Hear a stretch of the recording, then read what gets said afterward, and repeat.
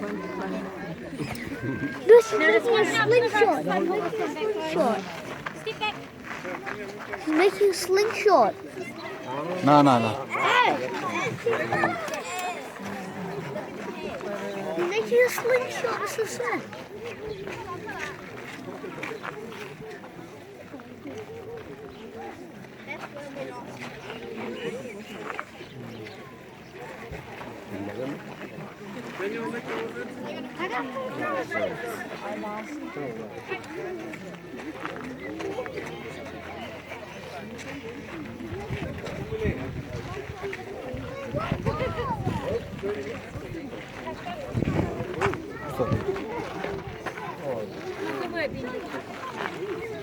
Life set क्या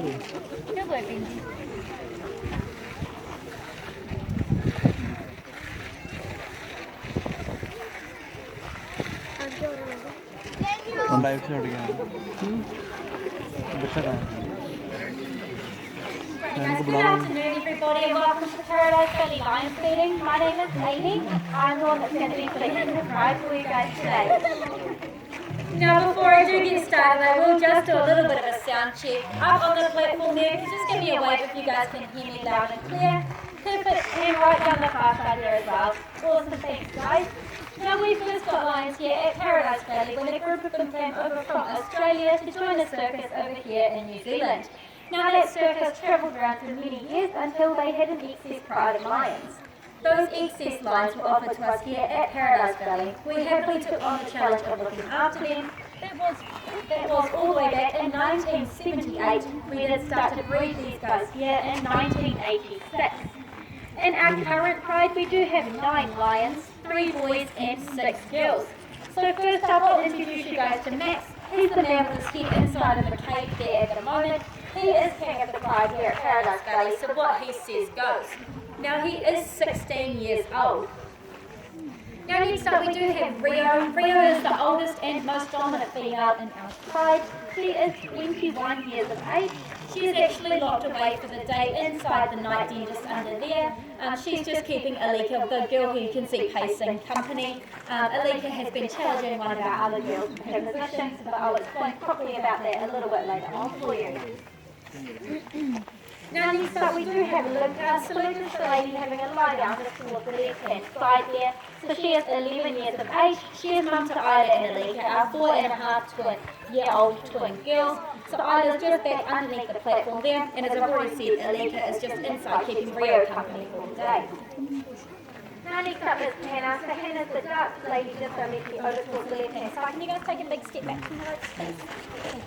Except There is the 9-year-old, she's mum to Benji, and Bella, our 5-year-old twin. So Benji is just closest to me here at the moment. And his twin sister Bella is just having a little bit of a sniffy later at the moment as well. Now last but not least is Xander. So he's the young boy over towards the left here. So he eventually will get that mane as big as Max's Benji's. So that will come as he grows a bit bigger. So he's still got a little bit of growing to do just yet, but he will eventually get just as big as those other two there. Now we'll start to feed these guys for today and we'll see how they go. Alright guys, so just a bit of a warning, I am throwing the meat over that fence there and sometimes it just doesn't work out for me. So yeah, just a bit of a warning there, and if everyone could not lean on the ropes at any point during feeding today, that'd be really good. Thank you. Yeah, you don't worry. they're hungry.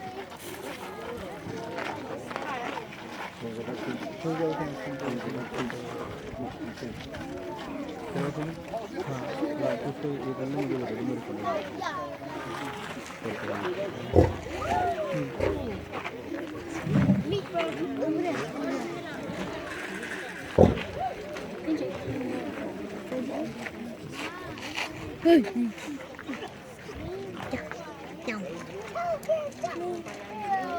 Isla. Isla. Hannah. No, Pepper. No. Yes. That guy is mean. You boss. So guys, everyone take a big step back from the ropes, please. all the meat on the ground.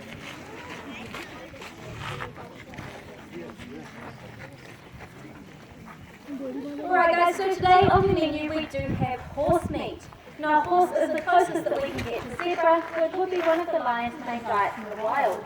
None of the horse goes to waste. We feed all of the hair, the bones and the important organs, as this gives the lions all the extra vitamins and minerals that they need for a nice and healthy diet. Now we do aim to feed each of our lions 2 to 3 kgs of meat per lion per day. This keeps them in nice good condition, as well as make them interested in their food, as in the wild they may not eat for up to around a week at a time. Now sometimes we do change it up for these guys and feed a variety of beef, mutton and venison. They do come up to these meats though, give them a bit of a sniff and then walk away again. So of course definitely is their favourite, but a bit of change is good for them every now and again as well. Now sometimes also we are lucky enough to shoot rabbits and hares on the property as part of predator control. So these ones go over the fence cold. The lions treat them just like they would a lollipop or an ice cream, so they really do love them. Unfortunately, none of those ones today, but there is plenty of other meat to go around.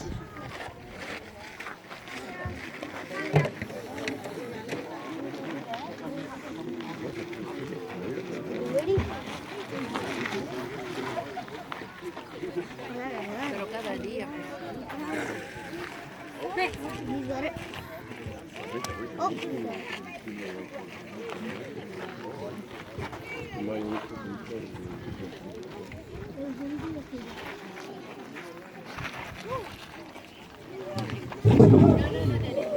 Hey Jake. Don't do that. Oh, yours one more.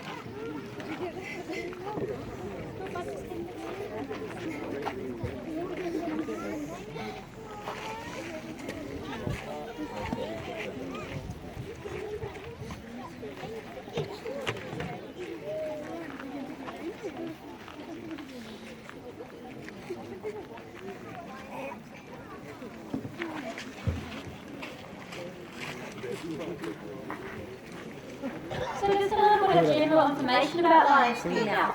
Lions are the second largest of the big cats following the tiger. The males can reach up to around 200 kgs. The females can get up to around the 150 kg mark. Now lions can sleep for up to 20 hours a day, so if you do come down here any time other than about an hour before or after feeding, these guys are more than likely just going to be having a little bit of a snooze. Now lions do have the loudest roar of the animal kingdom. They can be heard halfway up and down Paradise Valley Road where they are at their loudest, which is generally around sunrise and sunset. And it's basically them just letting everybody around here know that they are here to stay. Sometimes also when a loud car or motorbike does go past, these guys will all join in a bit of competition for that as well. Now if you look at the boys here, their manes are there for a reason. So in the wild, the males guard the territory. When they get challenged, those manes protect the head and their necks from getting any major scratches. Those manes are very, very thick and dense. They do very well at protecting these guys. If you do ever see lions fighting, you'll mainly just see a heap of fur flying around. Not too much does go any deeper than that, just because of how thick and dense those manes are. Now with our boys here, you may notice their manes go right down to the underside of their bellies, so this is an indication that they may have Barbary lion in them. We can't know for certain though, just because the last purebred Barbary was shot around 90 years ago, so there's nothing to compare it to anymore. Now in the wild, the females do the hunting, so they are much faster and have much stronger hind legs than the males. So the females can sustain a speed of up to about 60 kilometres per hour, but they can only do this for a very, very short time. So they tend to stalk their prey from behind and then use that burst of speed and the same strength in their legs to leap onto them from behind. Now when they catch something, they take it back to the prize. The males eat first, the females get whatever's left, and then the cubs get whatever's left after that. So sadly, in the wild, it is survival of the fittest, with many lion cubs not making it past their second birthday, and even early to mid-teens being a very good age for an adult lion to get to in the wild as well. So we've got Max here at 16 and Rio at 21, who are both doing very, very well for their ages. Now Rio is not the oldest lion that we have ever had. Our oldest was named Susie. She passed away at the age of 23. She was one of the oldest lions in Australasia of her time, and she was our first lion cub ever born here in the park as well, so she was very, very special for us here.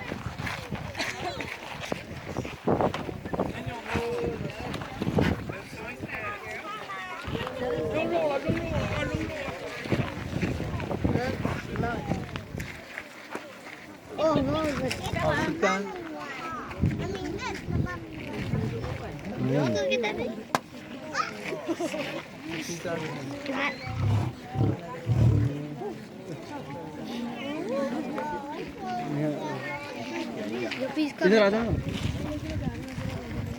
इधर थोड़ी देर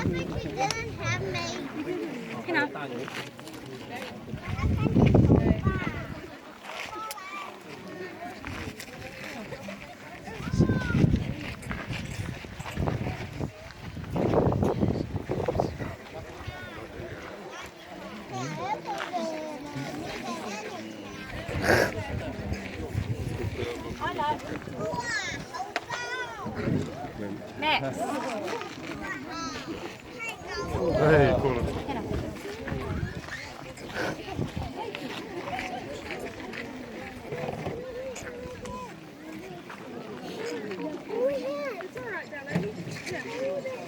Lots of meat in this. Your favorite roll,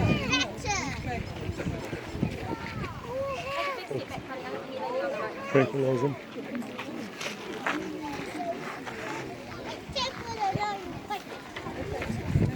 So just a little bit of information about the breeding of these guys now. There is no set time of year that lions breed. The females come into the season 3 or 4 times each year though. So these seasons last for between 5 to 7 days each. One of the reasons we know one of our females has come into season is when Maxwell will go off with his food. So he wants his fair share of the meat to go to the breeding female so that she has a better chance of conceiving. Same reason we know one of our lionesses is in season, we know one has come out also because of Max. So Max will absolutely dominate feeding at the end of that female season. He starved himself for between 5 to 7 days, so he's obviously fairly hungry by that point, and he'll challenge every single piece of meat that does go over the fence. Now, if one of our lionesses is successful in getting pregnant, their pregnancy only lasts for about 3.5 months or 110 days, so it is fairly short. Now here at Paradise Valley, as some of you will know, we do offer our cubs up for hatching for the public. Now this does happen from around 6 to 8 weeks old up until around 9 to 12 months. So when those cubs get up to that 6 to 8 week stage, we start taking them up from mum during the day and putting them inside of the enclosure in the main park where the public can have the opportunity of petting them. Now this does happen every single day, so the cubs go back to mum every night, so it does just act like daycare. Mum gets a decent break and the cubs have a safe area to run around and play in during the day as well. Now when they get up towards that 9 to 12 months, we start to evaluate, depending on their behaviour, at what stage to stop that public patching, and then we'll either decide to reintegrate them into our pride here, or we have donated to other zoos throughout New Zealand or overseas in the past as well.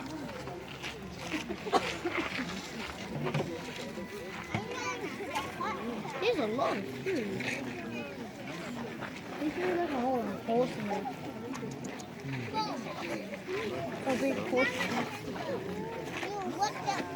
Oh,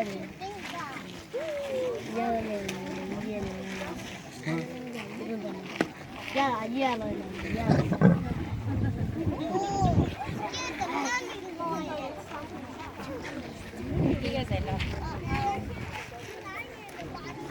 Oh,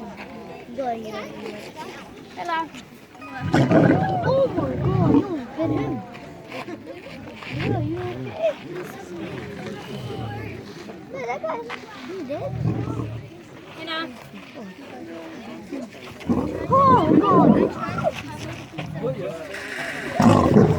Oh God, it's a big butt. Well, why'd you get his butt? No, you should not have done that. Yeah, Grumpy. Wait, what about cooked? It did get cooked. I thought he was going in the pot.